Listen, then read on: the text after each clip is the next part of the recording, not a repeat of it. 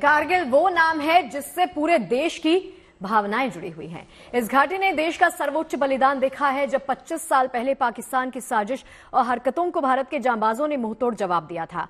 यही नहीं, भारत के वीरों के आगे इसी धरती पर दुश्मनों ने घुटने टेके थे।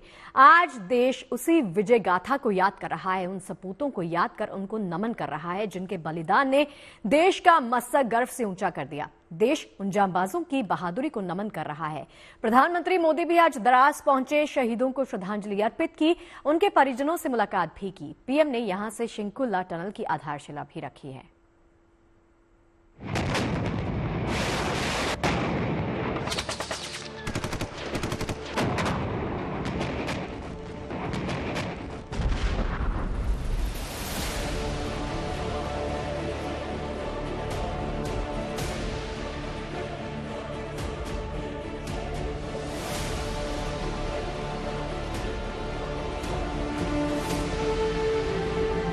देश आज करगिल विजय दिवस मना रहा है, लेकिन इस बार करगिल विजय दिवस खास है क्योंकि करगिल विजय के 25 साल पूरे हो गए हैं। इसलिए करगिल युद्ध के दौरान अपने प्राण न्यौछावर करने वाले जवानों को देश याद कर रहा है, उन्हें श्रद्धांजलि दे रहा है। करगिल विजय दिवस सेना के वीर जवानों के शौर्य के अटूट संकल्प का प्रतीक है। करगिल के युद्ध में वीर जवानों ने हिमालय की दुर्गम पहाड़ियों में पराक्रम की पराकाष्ठा का परिचय देते हुए दुश्मन की सेना को घुटने टेकने पर मजबूर किया था और करगिल में फिर से तिरंगा लहराकर देश को गौरवान्वित किया था। पाकिस्तान के साथ हुई करगिल जंग 3 मई 1999 से 26 जुलाई 1999 तक लड़ी गई थी। 26 जुलाई को भारतीय सेना ने जीत हासिल की थी। तब से इस तारीख को करगिल विजय दिवस के रूप में मनाया जाता है। 1999 से पहले भारत और पाकिस्तान के बीच एक समझौता हुआ था कि दोनों ही देश के सैनिक सर्दियों में उन इलाकों में अपने जवानों की तैनाती नहीं करेंगे जहां पर बर्फ जमा होगी। लेकिन पाकिस्तान ने धोखे से भारत की पीठ में खंजर भोंक दिया। तब भारत ने मुंह तोड़ जवाब दिया था। ये लड़ाई औपचारिक तौर पर तो 26 मई को शुरू हुई थी 1999 में, लेकिन हमारी जो बटालियंस थी जो यहाँ आने लगी थी 3 मई, 5 मई, 10 मई को ही इनके ऑपरेशंस शुरू हो गए थे। 545 वीरों ने अपने प्राणों का सर्वोच्च बलिदान दिया और उसके बाद पाकिस्तान ने जो भारत की पीठ में खंजर भोंका था, पाकिस्तान को नियंत्रण रेखा के उस पार दोबारा भेजा जा सका। करगिल विजय दिवस पर द्रास के युद्ध स्मारक की सजावट भव्य तरीके से की गई है। इस खास मौके पर प्रधानमंत्री नरेंद्र मोदी भी द्रास पहुंचे और शहीद जवानों को श्रद्धांजलि अर्पित की। इसके बाद वो द्रास के वॉर मेमोरियल भी पहुंचे।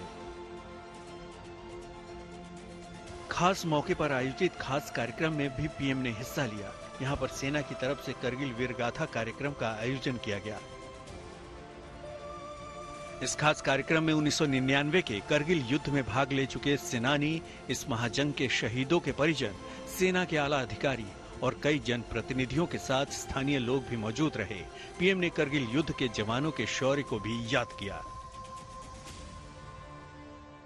मुझे याद है किस तरह हमारी सेनाओं ने इतनी ऊंचाई पर इतने कठिन युद्ध ऑपरेशन को अंजाम दिया था। मैं देश को विजय दिलाने वाले ऐसे सभी शूरवीरों को आदरपूर्वक प्रणाम करता हूं। मैं उन शहीदों को नमन करता हूं जिन्होंने कारगिल में मातृभूमि की रक्षा के लिए अपना सर्वोच्च बलिदान दिया।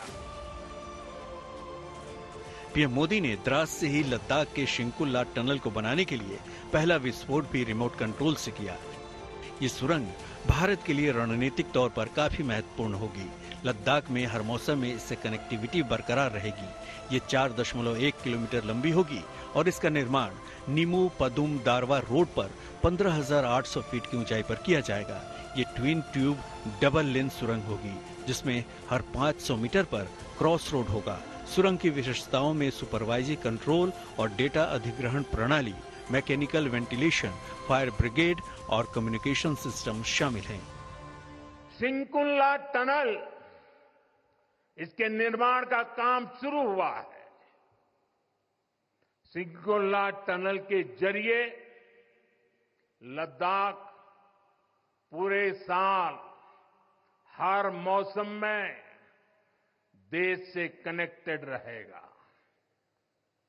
ये टनल लद्दाख के विकास और बेहतर भविष्य के लिए नई संभावनाओं का नया रास्ता खोलेगा। पीएम मोदी ने इस खास मौके पर लोगों को संबोधित करते हुए पाकिस्तान को आईना भी दिखाया और जम्मू कश्मीर और लद्दाख के विकास की कहानी भी सुनाई। कारगिल में हमने केवल युद्ध नहीं जीता था, हमने सत्य, संयम और सामर्थ्य का अद्भुत परिचय दिया था। पाकिस्तान ने अपने इतिहास से कुछ नहीं सीखा है। वो आतंकवाद के सहारे, प्रॉक्सी वॉर के सहारे अपने आप को प्रासंगिक बनाए रखने का प्रयास कर रहा है। पीएम ने कहा कि आज की परिस्थितियां बदल गई हैं, इसलिए सेना की कार्यशैली और व्यवस्था भी आधुनिक होनी चाहिए। इसलिए देश दशकों से डिफेंस सेक्टर में बड़े बदलाव की जरूरत महसूस करता रहा है। इसके लिए रिफॉर्म किए जा रहे हैं, चाहे वो अग्निवीर योजना के जरिए हो या हथियारों के मामले में आत्मनिर्भर बनने की। हर मोर्चों पर तेजी से काम हो रहा है। द्रास से गौरव सावंत के साथ bureau report, good news today. Kargil Vijay Diwas की 25वीं वर्षगांठ पे प्रधानमंत्री नरेंद्र मोदी आज सुबह करीब 9:30 बजे लद्दाख के कारगिल पहुंचे। उन्होंने कारगिल वॉर मेमोरियल पे 1999 की जंग के नायकों को श्रद्धांजलि दी। शहीदों की चिताओं पर लगेंगे हर बरस मेले।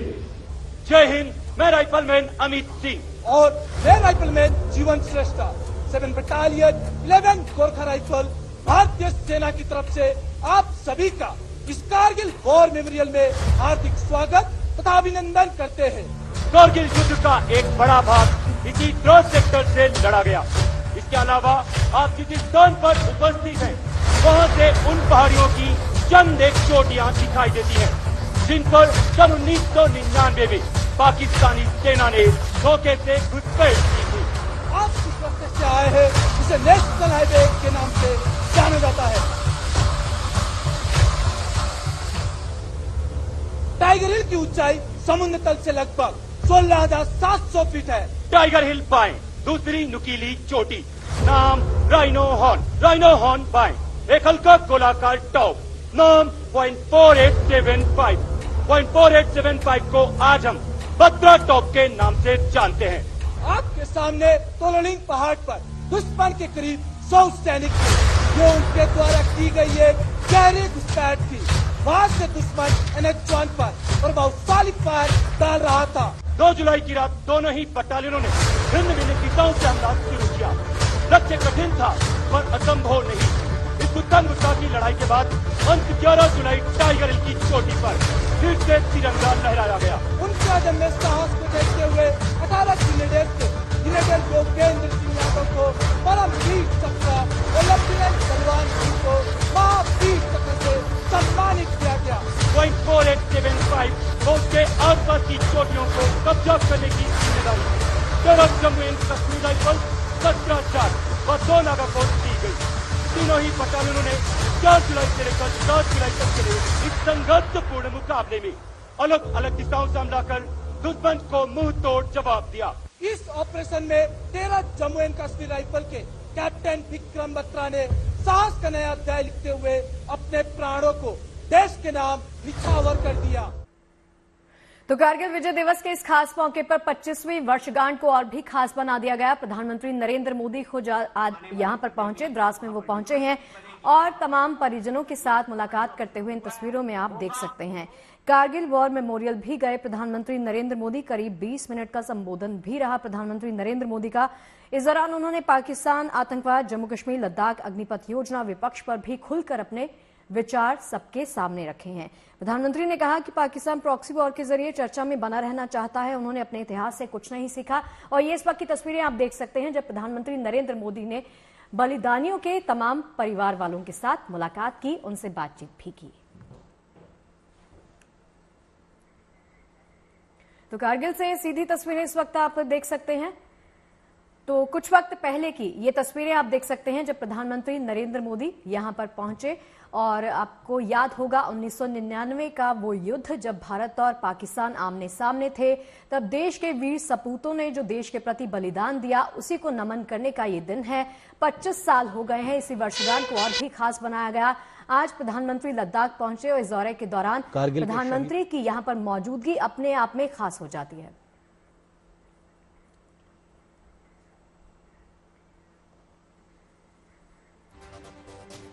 तो देश के वीर सपूतों के लिए जो वॉल तैयार की गई है, जो दीवार पर उनके नाम लिखे गए हैं, उसको भी प्रधानमंत्री ने करीब से देखा।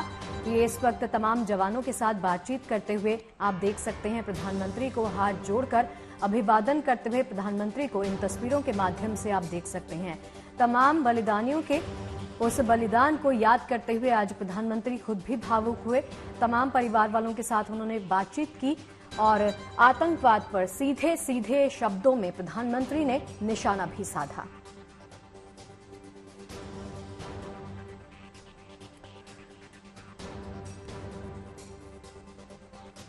और देखिए, शहीदों को श्रद्धांजलि देते हुए आप देख सकते हैं प्रधानमंत्री नरेंद्र मोदी को। यहां पर प्रधानमंत्री नरेंद्र मोदी ने पुष्पांजलि अर्पित की है और देश के उन तमाम वीर जवानों के शौर्य को आज याद किया है, उनके बलिदान को आज नमन किया है प्रधानमंत्री ने और पूरे देश ने।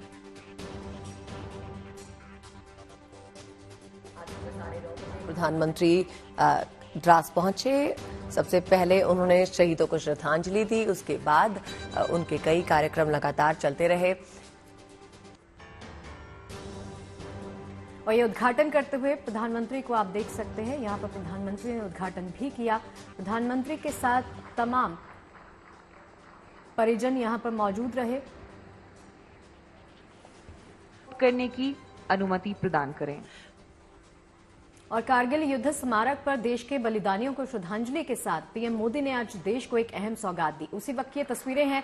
पीएम मोदी रणनीतिक रूप से अहम शिंकुन ला सुरंग प्रोजेक्ट का रिमोट कंट्रोल से पहला उन्होंने विस्फोट किया। ये परियोजना लेह को सभी मौसम में संपर्क प्रदान करेगी। शिंकुन ला सुरंग चीन को पीछे छोड़ दुनिया की सबसे ऊंची सुरंग होगी। करने की अनुमति प्रदान करें। आज लद्दाख में भी विकास की नई धारा बनी है।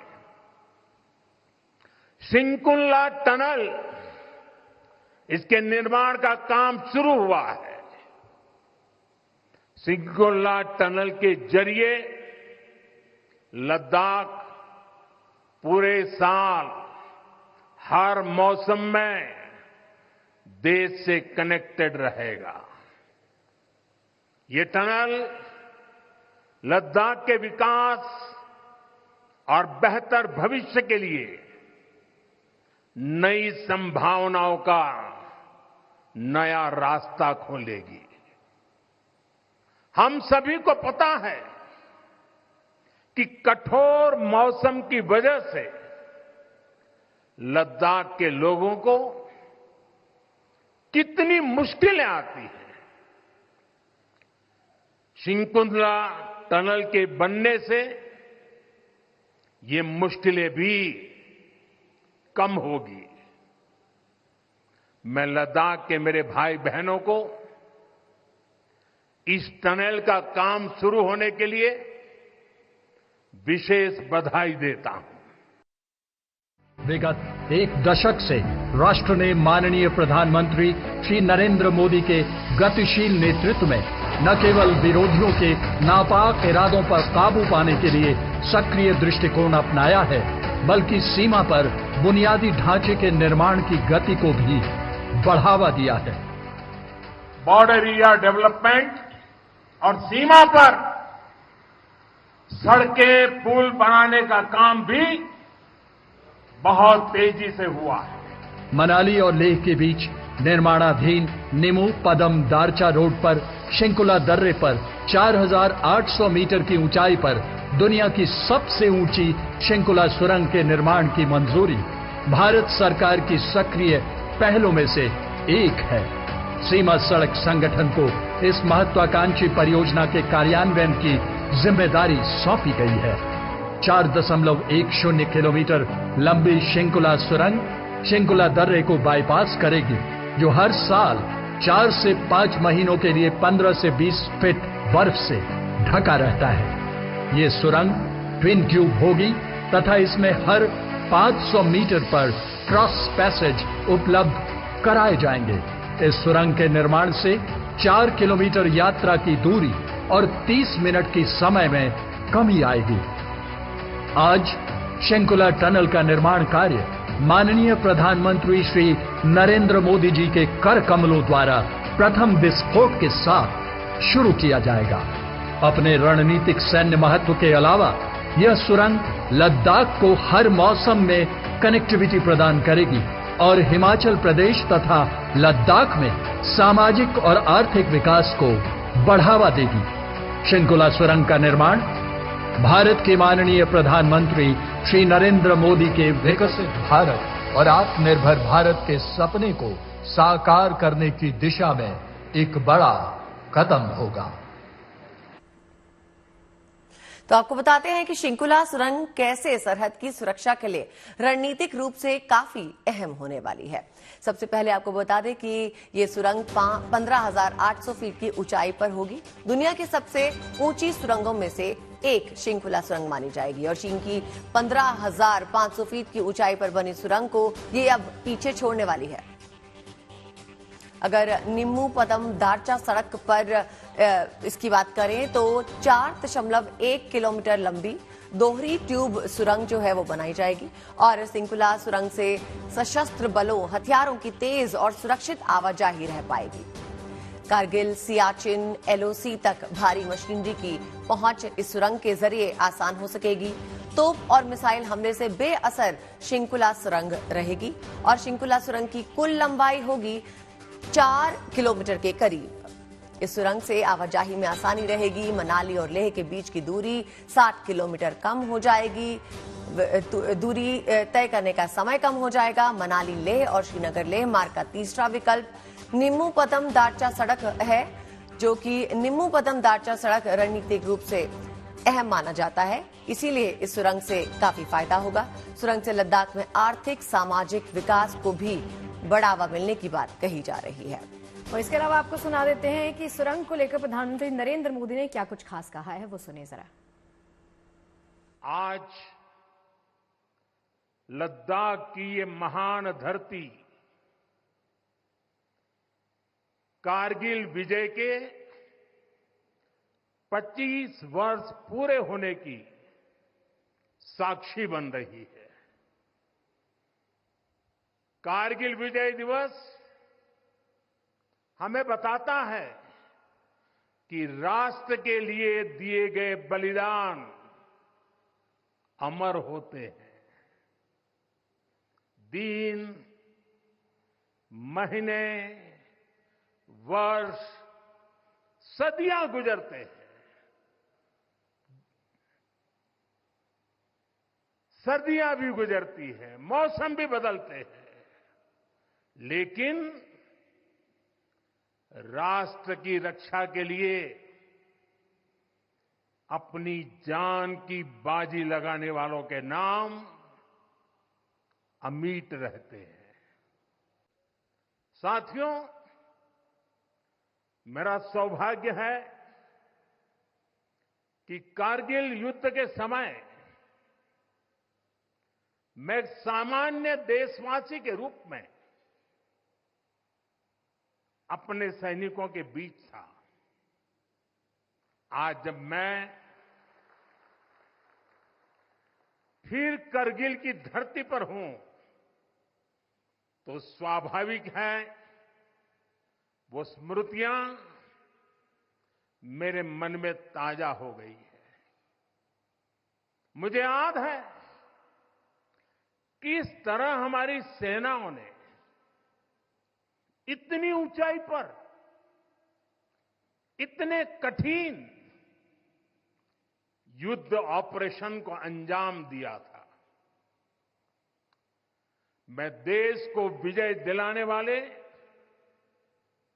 ऐसे सभी शूरवीरों को आदरपूर्वक प्रणाम करता हूं। मैं उन शहीदों को नमन करता हूं जिन्होंने कारगिल में मातृभूमि की रक्षा के लिए अपना सर्वोच्च बलिदान दिया। साथियों, मैं उन शहीदों को नमन करता हूं जिन्होंने कारगिल में मातृभूमि की रक्षा के लिए अपना सर्वोच्च बलिदान दिया।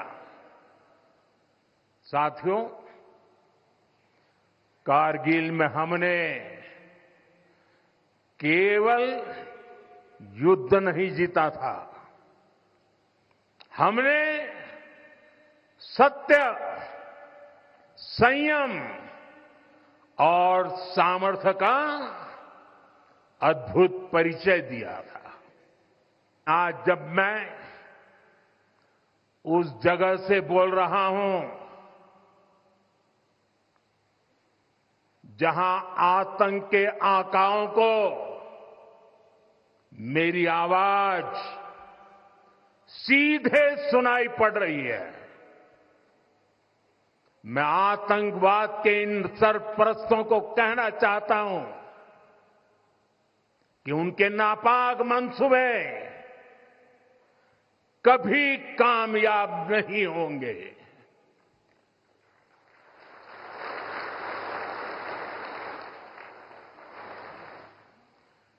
आतंकवाद को हमारे जाबाज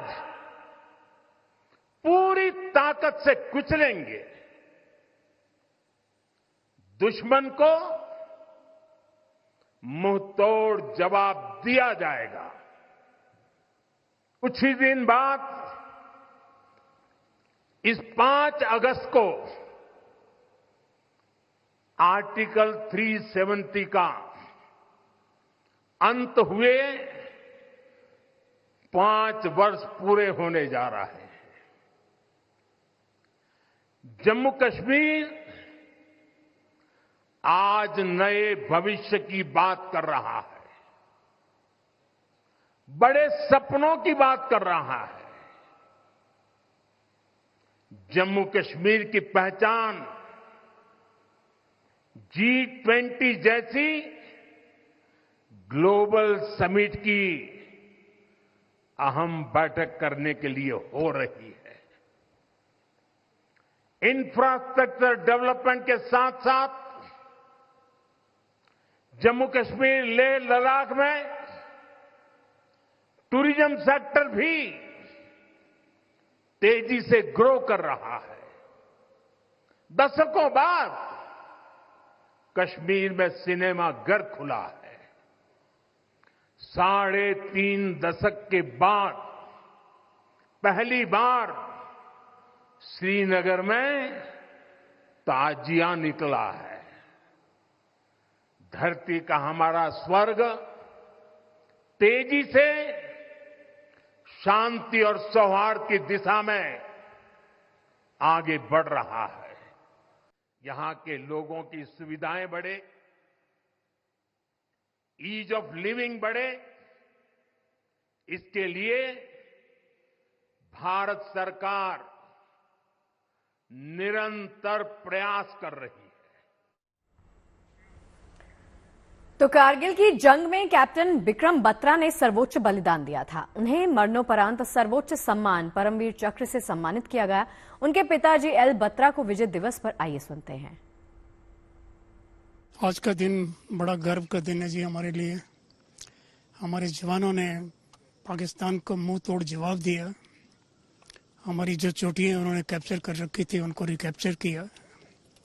उनकी शहादत को हम सलाम करते हैं और मैं समझता हूं कि ये एक बड़ी अच्छा ट्रेडिशन है कि हम उनको याद करते हैं और इस दिन को सेलिब्रेट करते हैं।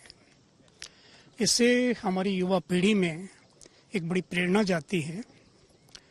ये 25 वर्ष का समय जो गुजरा है, ये मैं समझता हूँ कि हमें हमारे बेटे ने एलिवेट किया है और हम अपने आप को सौभाग्यशाली मानते हैं कि उन्होंने हमारे घर में जन्म लिया है। मैं समझता हूँ कि ऐसे जो शूरवीर हैं, इनकी गाथाएं हमारा जो सिलेबस है सेकेंडरी स्कूल्स का, सीनियर सेकेंडरी का, अगर सोशल साइंसेज में इनको डाला जाए तो हमारे जो बच्चे हैं वो उससे प्रेरणा प्राप्त करेंगे। इसके साथ ही मैं समझता हूँ कि ये जो वार थी, एक टफेस्ट वार थी, मैं समझता हूँ कभी ऐसी वार हुई नहीं। तो इसका भी एक चैप्टर जो है, Kargil chapter, should be included in the syllabus of the secondary level. मैं अपने सभी देशवासियों को बधाई देता हूँ आज के दिवस की, और मैं समझता हूँ कि ये दिन हमारे लिए बड़ा गौरवशाली है, गर्व का दिन है। देखिए, मैं श्रीमद् भागवत गीता में बहुत विश्वास करता हूँ। उसमें लॉर्ड कृष्ण ने अर्जुन को जो उपदेश दिए हैं कि यदि तुम शहीद हो जाते हो तो तुम स्वर्ग में आओगे, मेरे पास आओगे, और यदि तुम वापस जाते हो तो तुम राजयोग का स्टेटस जो है उसको एंजॉय करोगे। तो उनके ये जो उपदेश हैं, इनसे हमें बड़ी ऊर्जा प्राप्त हुई। अपना ये समय जो हमारा 25 साल का था, उसको हमने अच्छे तरीके से व्यतीत किया है, और आगे भी हमें इसी प्रकार से प्रेरणा मिलती रहेगी। देश के युवाओं से मेरा ये संदेश है कि वो सोशल कॉन्शियसनेस, नेशनल कॉन्शियसनेस को डेवलप करें, चरित्रवान बने और अच्छे नागरिक बनते हुए अपने देश को आगे ले जाएं। और आइए अब देखते हैं वो संदेश जो वीर शहीदों के लिए जीएनटी के पास आए। दुश्मनों के दांत खट्टे करने में माहिर, शत्रुओं को गिराए पल में मार। भारत माता के वीर सपूतों ने शत्रु दल में मचा दिया कोहराम। जय हिंद, जय भारत की सेना। अगर आप भी हमें कोई संदेश भेजना चाहते हैं तो आप ही की स्क्रीन पे हमारा व्हाट्सएप नंबर फ्लैश हो रहा है। अगला संदेश है, भुला नहीं पाएंगी चोटियां भी कारगिल, शौर्य का इतिहास गूंजा था। ये दिल मांगे मोर का जब साज सुनकर दुश्मन भी थे हैरान। अनमोल अमर होते हैं शहीद जवान। आप चाहें तो आप भी अपना संदेश हमें व्हाट्सएप नंबर जो आपकी स्क्रीन पर फ्लैश हो रहा है उस पर हमें भेज सकते हैं, और हम अपने टीवी स्क्रीन पर आपका ये संदेश दिखाएंगे। और चलिए पेरिस ओलंपिक की बात कर लेते हैं। पेरिस में आज की शाम खेलों की दुनिया में एक नया अध्याय शुरू करने जा रहा है। शानदार ओपनिंग सेरेमनी के साथ ही ओलंपिक गेम्स 2024 का शुभ आगाज होगा। टेबल टेनिस के दिग्गज अचंत, शरद कमल और स्टार बैडमिंटन खिलाड़ी पीवी सिंधु उद्घाटन समारोह में भारत के ध्वज वाहक होंगे। भारतीय समय के अनुसार रात 11 बजे से ओलंपिक खेलों का भव्य उद्घाटन समारोह शुरू होगा। खेलों के इस महाकुंभ के लिए पेरिस इस वक्त खेलों के रंग से सराबोर है, क्योंकि आज वो भव्य शाम दस्तक दे रही है, जिसका हर खेल प्रेमी को बेसब्री से इंतजार है। वो लम्हा देखने लायक होगा जब अंतिम मशाल वाहक के तौर पर rapper Snoop Dogg Olympic torch को गंतव्य तक पहुंचाएंगे। समर ओलंपिक के इतिहास में यह पहला मौका होगा जब उद्घाटन समारोह किसी स्टेडियम के बाहर आयोजित किया जाएगा, यानी पेरिस ओलंपिक की ओपनिंग सेरेमनी किसी भव्य स्टेडियम में नहीं बल्कि नदी पर होगी। पेरिस के बीच से बहती सीन नदी इस ऐतिहासिक ओपनिंग सेरेमनी का मंच बनेगी। खेल भले ही पेरिस में हो रहे हैं, लेकिन उत्साह भारत में कम बिल्कुल नहीं। काशी में पेरिस ओलंपिक में कामयाबी के लिए आरती की गई। मां गंगा से भारतीय खिलाड़ियों की सफलता के लिए यहां पर प्रार्थना भी की गई।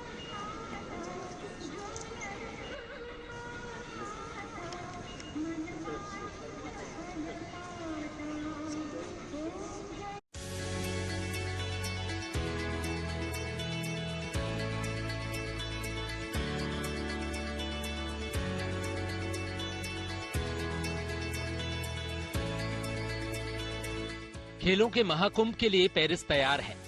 पूरा शहर ओलंपिक 2024 की मेजबानी को लेकर उत्साहित है। सेन नदी के किनारे भव्य समारोह के साथ आज ओलंपिक गेम्स का शुभारंभ होगा। पेरिस इस वक्त खेलों के रंग से सराबोर है, क्योंकि आज वो भव्य शाम दस्तक दे रही है जिसका हर खेल प्रेमी को बेसब्री से इंतजार है। वो पल देखने लायक होगा जब अंतिम मशाल वाहक के तौर पर rapper Snoop Dogg Olympic torch को गंतव्य तक पहुंचाएंगे। समर ओलंपिक के इतिहास में ये पहला मौका होगा जब उद्घाटन समारोह किसी स्टेडियम के बाहर किया जाएगा।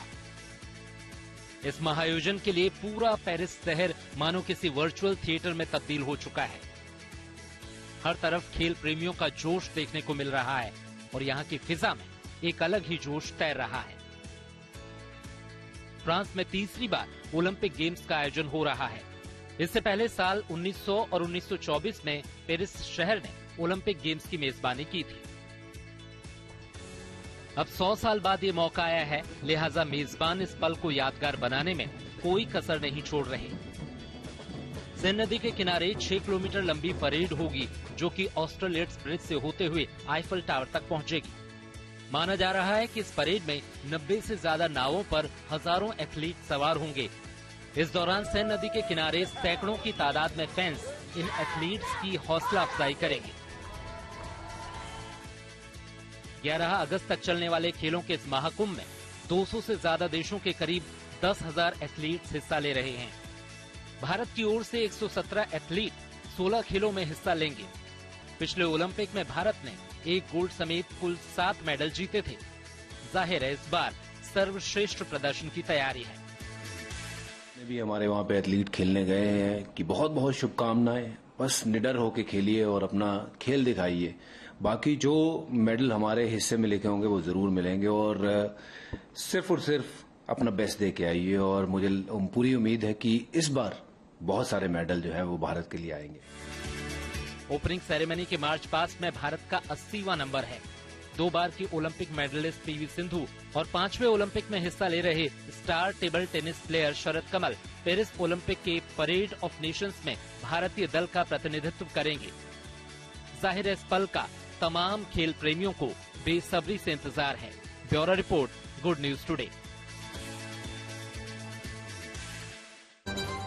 और देखिए, पेरिस ओलंपिक में 32 खेलों के कुल 329 इवेंट्स होने जा रहे हैं। इस बार अंतर्राष्ट्रीय ओलंपिक समिति यानी आईओसी ने कायाक क्रॉस और ब्रेक डांसिंग यानी ब्रेकिंग को ओलंपिक गेम्स का हिस्सा बना लिया है। ब्रेकिंग में मेडल जीतने की तैयारी में जुटी स्पेन की लारा गार्सिया से जानिए इस गेम से जुड़ी हुई बारीकियां और चुनौतियां क्या होती हैं।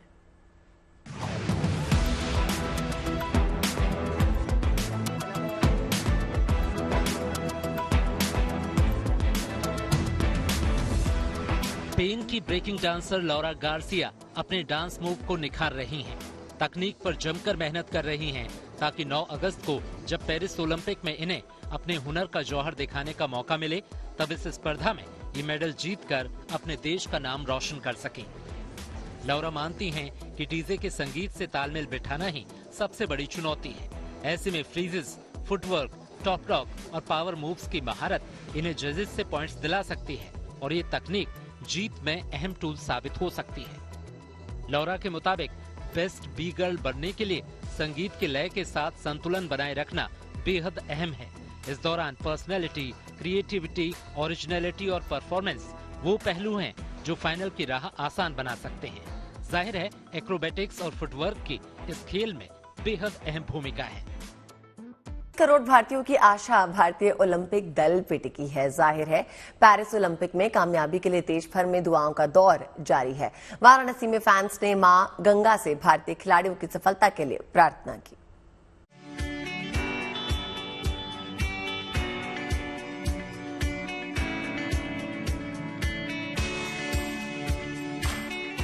सात समंदर पार भारतीय खिलाड़ियों का दल पेरिस ओलंपिक में जलवा दिखाने को तैयार है।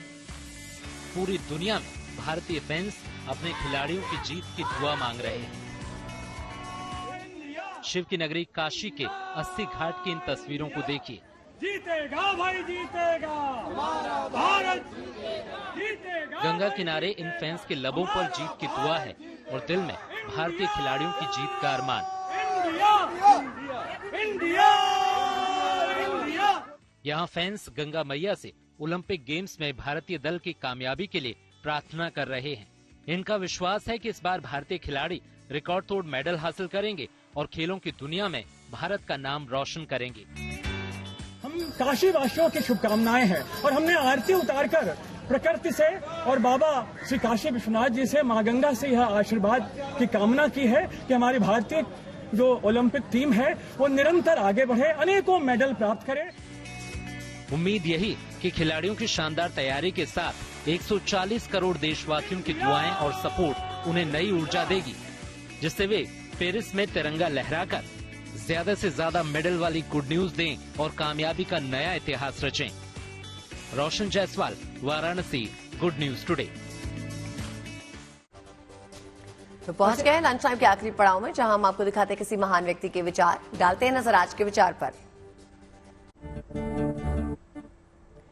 गुरु नानक देव जी ने कहा है कि कठिनाइयों से भरी इस दुनिया में जिसे आप अपने आप पर भरोसा होता है वही विजेता कहलाता है।